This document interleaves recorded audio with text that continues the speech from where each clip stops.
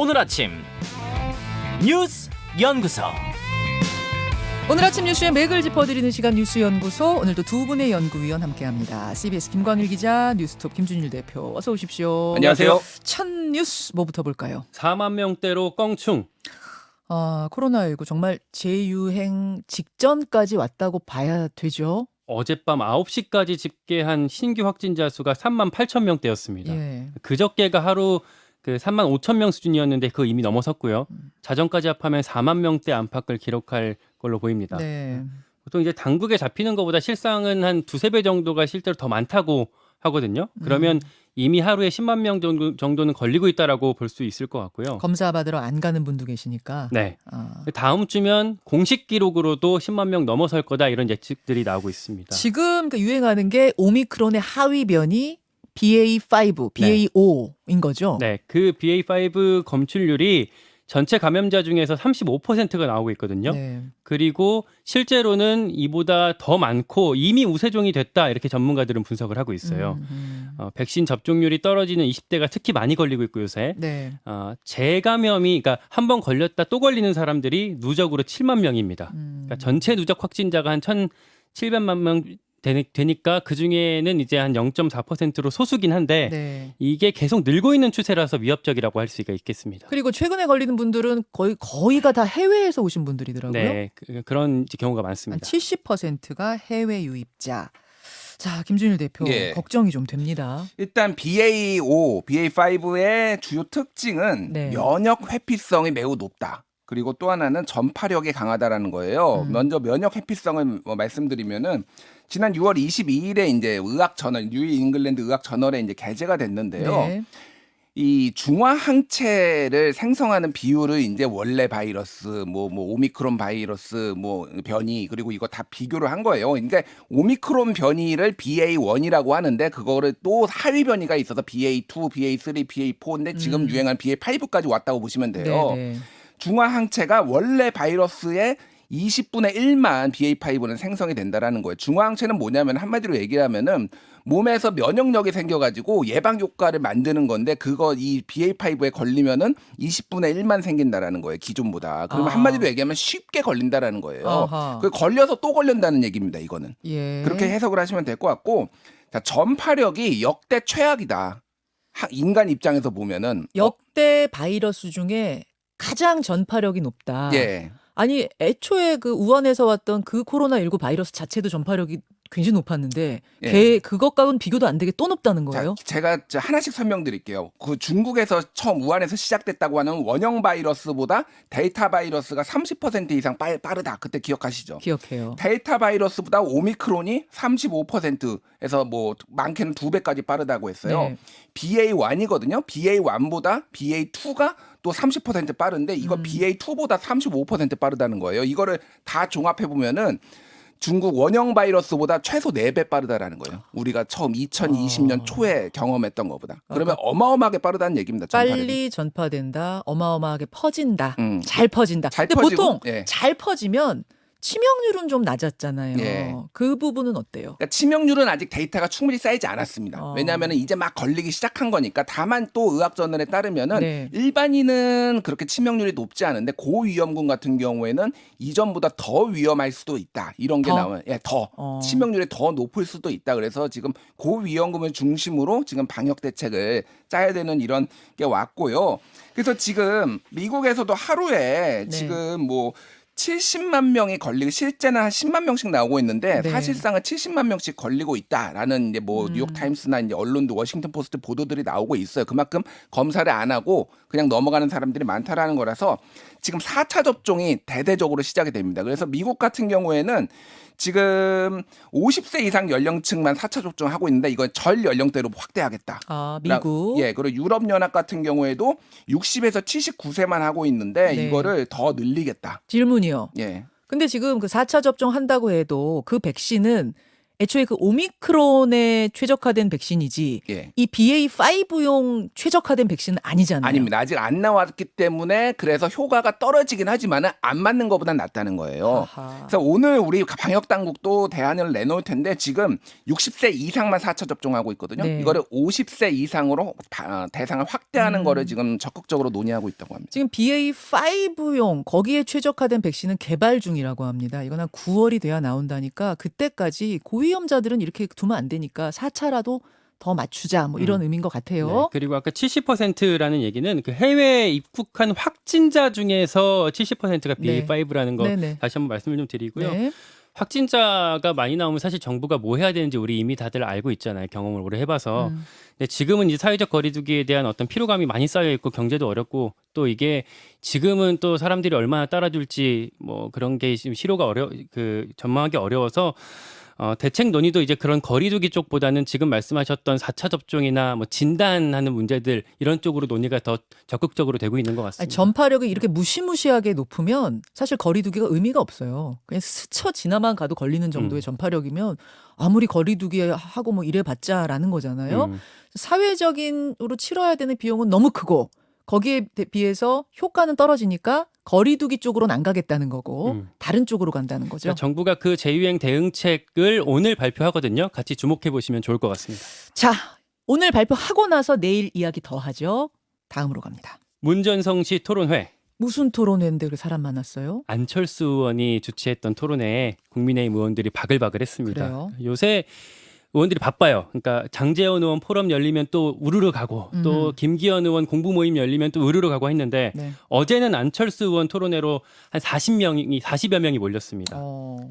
사진 보니까 바로 눈에 띄는 사람만 해도 권성동, 성일종, 정진석, 배현진, 조수진 뭐 이렇게 친윤 그룹에서 대거 왔고요. 계파가 좀 애매한 사람들도 많이들 가서 기념사진에 얼굴을 올렸습니다. 아, 토론회 어떤 의원이 개인이 주최한다 할 때 40명 가면 많이 모이는 거예요? 엄청 많이 간 엄청 거죠. 많이 예. 가는 거예요? 그리고 보통 이제 사진만 찍고 다들 빠지는 경우가 많은데 어제는 마지막까지 남아있던 의원들도 좀 많았고요. 그러니까 주제는 경제 문제였거든요. 어제 토론회가. 네. 근데 주목이 거의 안 됐어요. 그거는. 오히려 안철수 의원이 마이크 잡고 인수위 시즌2라는 생각으로 열심히 하자라고 말했던 게 더 화제가 많이 됐습니다. 왜요? 인수위라는 얘기로 윤석열 정부랑 이렇게 연결고리를 강조한 걸로 좀 들렸거든요. 그러니까 차기 당권 관련해서 친윤, 그러니까 특히 윤핵관 쪽으로 전략적 연대를 맺은 거 아니냐 이런 분석이 최근에 많았는데 네. 그게 딱 드러나는 장면이어서 화제가 많이 됐고요. 공교롭게도 이준석 대표 부재한 상황에서 열리면서 그 틈에 보폭을 넓혔다 이렇게 해석이 되고 있습니다. 그러네요. 다만 그러니까 윤핵관 중에 윤핵관, 뭐 장제원 의원 같은 경우에는 토론에 안 왔어요. 왜라고 보세요? 뭐 일정이 바쁘셨나요? 그러니까 뭐 최근에 간장 뭐 이렇게 해갖고 안철수, 장제원 뭐 이렇게 손잡았다 이런 해석이 많이 나오니까 그게 이슈화가 너무 되니까 그게 부담스러웠을 거다라고 당내에서는 해석들을 많이 하고 있습니다. 그 간장이라고 이름 붙인 거는 이제 이준석 대표인데 네. 요거 뭐 윤리위에 이것도 제소된 것 같던데요? 그러니까 이준석 대표랑 이거랑 더불어서 또 뭐 하태경 그리고 김용태 최근에 뭐 이준석 대표를 뭐 이렇게 뭐 비호했다 뭐 이런 식으로 해서 윤리에 제소한 그 경우가 있었습니다. 그래요.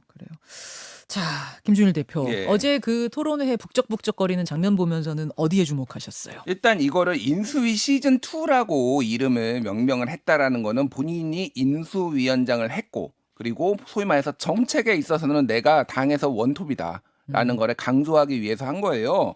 그래서 지금 발표자로는 김영태 김앤장 수석 이코노미스트인데 이거 인수위원회에서 워크숍에서 강의를 한 적이 있거든요. 그리고 토론자로 기재부 1차관 금융위원회 부위원장이 왔어요. 한마디로 얘기하면 관료들이 왔습니다. 네. 이거는 관료들을 움직일 수 있는 사람이야 내가. 아. 이런 거를 또 보여준 거예요. 근데 되게 재밌었던 게 어제 이제 덕담 축사를 이제 많은 사람들이 했잖아요. 네. 권성동 원내대표 축사가 너무 눈에 띄었는데 뭐라고? 이런 얘기했습니다. 자, 우리 이제 공부하는 모임으로 우리 당이 바뀌고 있다. 그러면서 장제원 모임, 공부 모임, 안철수 공부 모임, 정진석 부의장 열린 공감 뭐 이런 게 있다라고 하면서 우후죽순격으로 앞으로도 이런 거 탄생할 것 같다라고 얘기를 했어요. 예, 예. 일반적으로 우후죽순이란 단어는 약간 부정적으로 쓸 때가 많아요.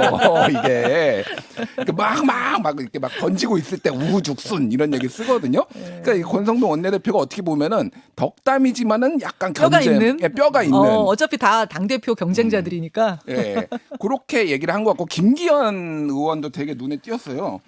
내가 그 안철수 의원 부산 그 중학교 3년 선배야. 이거부터 시작을 했어요. 김기현 원내대표 축사를 하는데 예. 내가 안철수 의원의 3년 선배다 중학교. 위다 이런 거죠. 예.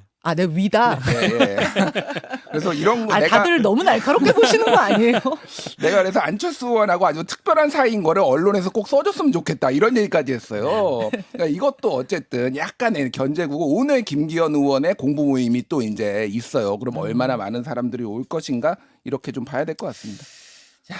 그러니까 이렇게 하나하나에 지금 주목하고 있다는 얘기는 그만큼 이준석 대표는 잠행 중이고 또 다른 의원들의 움직임은 활발해지고 그렇기 때문에 우리가 주목하는 거 아니겠어요? 네, 그러니까 국민의힘 의원들 만나보면 요새 고민이 좀 많더라고요. 그러니까 대통령이랑 관계를 어떻게 지금 삼아야 되냐. 그러니까 사실 의원들은 다 다음 총선을 바라보고 이제 정치들을 많이 하는데 대통령 힘이 그때까지 셀 것 같으면 뭐 친윤, 윤심 뭐 이런 끈을 계속 잡아야 될 거고. 근데 반대로 지금 지지율이 한 30%까지 낮아진 상황들이 있잖아요. 30%대. 네. 그래서 그리고 당이 오히려 대통령 지지율보다 높은 상황들이 있어서 너무 이제 대통령 쪽에 가까이 가면 나중에 손절해야 할 수도 있는데 그러면 그게 좀 스텝이 꼬이니까 그 사이 거리두기가 그 사이에서 좀 고민을 많이 하고 있더라고요. 그래요. 네. 그러니까 당권 주자들 사이에서 이렇게 좀 좌고우면하는 것도 그런 배경이 같이 깔려 있다고 볼 수가 있겠습니다. 이준석 대표는 계속 잠행 중인 거죠. 오늘이 닷새째네요. 네. 왜 가만히 있는 거죠? 여러 경찰 수사도 좀 지켜봐야 될 것 같고 그런 고민 중? 예, 고민을 하고 있는 것 고민 같습니다. 예. 그래요. 하나 더 보죠. 누나가 대통령실에 이게 무슨 얘기입니까? 문재인 전 대통령 그 사저 앞에서 시위하던 보수 유튜버가 유튜버의 누나가 용산 대통령실 직원이라는 사실이 드러났습니다. 이게 안정권 씨라고 이게 뭐 근육질의 그 평산 마을에서 우통벗고 하루 종일 막 욕설하고 뭐 그런 사람이 있거든요. 뭐 문재인 대통령 뭐 빨갱이다, 간첩이다 이렇게 했던 사람인데 누나가 대통령실에서 근무하고 있는 것으로 홍보수석실에 근무하고 있는 것으로 확인이 됐습니다. 그러니까 우파 유튜브 중에는 꽤 유명한 채널을 하는 분이잖아요. 네. 안정권 씨가. 네. 그리고 지금 평산마을 문재인 대통령 그 사저 앞에서 계속 시위하고 네. 있는 인물이고. 네, 뭐 최근에는 조금 뭐 그만 하고 있다라고 들었는데 이 사실을 이제 뭐 대통령실이 보도자료를 내거나 한 건 아니고 뭐 기사가 나온 뒤에 이제 저도 이제 뭐 관계자를 통해서 어제 확인을 해봤는데 네. 선거 캠프 때 영상 편집 같은 거 하는 걸로 들어왔고 네. 이제 지금 대통령실에서까지 왔다고 하더라고요. 근데 동생 활동을 누나 채용에 엮어서 문제를 삼는 건 연좌제가 아니냐 이렇게 반박을 하고 있습니다. 그러니까 동생이 그렇다고 해서 뭐 누나의 채용에 무슨 문제가 되느냐, 연좌제 아니냐 이런 주장인데 거기에 대해서 어떻게? 그래서 보세요. 어제 저녁에 좀 찾아봤어요. 저도 근데 이분이 이 누나도 과거에 그 동생 안정권 씨 유튜브를 대신 진행하기도 했고요. 예전에는 뭐 광주 5.18 민주화 운동 폄훼하는 시위에 같이 참여해서 막 같이 환호도 하고 그런 모습들이 영상으로 남아 있더라고요. 뭐 빨갱이 냄새가 난다 뭐 이런 시위였는데 이렇게 대통령실에 서로 가고 싶어하는 그런 대통령실에 이분이 어떻게 취업이 됐는지 설명이 좀 필요할 것 같고 앞으로 거치가 어떻게 될지도 오늘 좀 주목을 해봐야 될 것 같습니다. 이 누나 분의 유튜브 채널도 여전히 살아 있죠. 그 있습니다. 채널이. 예. 김준일 대표. 예. 그러니까 안정권이 일단 누구고 이게 이제 왜 문제가 되는지를 말씀을 드리면은 원래 그 뉴스타운이라는 매체에서 유튜브를 했어요. 이게 이제 아주 우익 뭐 아주 때로는 극우라고 이제 평가를 받는데 여기에서 뭘 했냐면은 5.18 민주화 운동 비하를 했고요. 5.18 유공자 폭도라고 했습니다. 그리고 노회찬 의원 사망했는데 잔치국수 먹으면서 먹방했어요. 그리고 2020년 총선은 부정선거다라고 지금 계속 주장을 해왔고요. 세월호 사건에 대해서 폄하하는 말을 계속 해왔습니다. 그러다가 이제 문재인 대통령 사저 앞에 가가지고 거기서 욕설하면서 우통 먹고 뭐 지금 이렇게 집회를 하고 있는 거예요. 그러니까 사저 앞에 시위뿐만 예. 아니라 그 전에 쭉 행보들이 있었던 거군요. 그런 것들이 다 있는 겁니다. 맥락이. 그러면 이 안정권 씨 누나가 그러면 아무 상관이 없는 거냐라고 하면 이 유튜브하고 같이 아까 얘기했지만 같이 진행도 하고 이거 편집도 하고 했던 이런 이력들이 다 있는 거예요 지금. 그럼 사실상의 공동 운영자 같이 갔던 거예요? 공동 운영자라는 거죠. 그러면 제가 물어보고 싶은 거는 대통령실에 예. 그 윤석열 대통령이 5.18 그 민주화 운동에 참배도 했는데 도대체 5.18 폄하한 사람을 이 사람을 안 친 거는 무슨 메시지냐? 그건 다 쇼였냐? 이런 지금 질문을 좀 드리고 싶어요. 이분이 이 안 씨가 지금 대통령실에 정확히 하는 일이 그럼 뭐예요? 그러니까 홍보예요? 홍보수석실에 있고요. 홍보수석실. 어제까지 출근한 것으로 확인을 했습니다. 그러니까 제가 어제도 지금 홍보 라인이 문제가 있다라고 말씀드렸잖아요. 그 페이스북에 대통령실 페이지 2개 있다고 보니까 하나 지워졌더라고요. 뭐 뉴스연구소 듣고 지웠나 봐요. 그러니까 제가 말씀드리는 거는 이런 뭐 얼마나 능력 있는지 모르겠는데 이런 분들이 뭐 이렇게 저렇게 있으니까 이게 잘 안 돌아가는 거예요. 지금 홍보수석실이. 그러니까 근데 연자제라고 하면은 진짜 아무런 상관도 없는데 그런 게 아니라 같이 이렇게 공동 운영을 했을 정도로 문제가 있으면은 이 부분은 해야 되는 거고 뭐 조선일보에서는 물러날 듯 뭐 이렇게 어제 보도를 했는데 물러날지 여부는 봐야 될 것 같습니다. 여기까지 뉴스연구소 두 분 수고하셨습니다. 고맙습니다. 김현정의 뉴스쇼는 시청자 여러분의 참여를 기다립니다. 구독과 좋아요, 댓글 잊지 않으셨죠? 알림 설정을 해두시면 평일 아침 7시 20분 실시간 라이브도 참여하실 수 있습니다.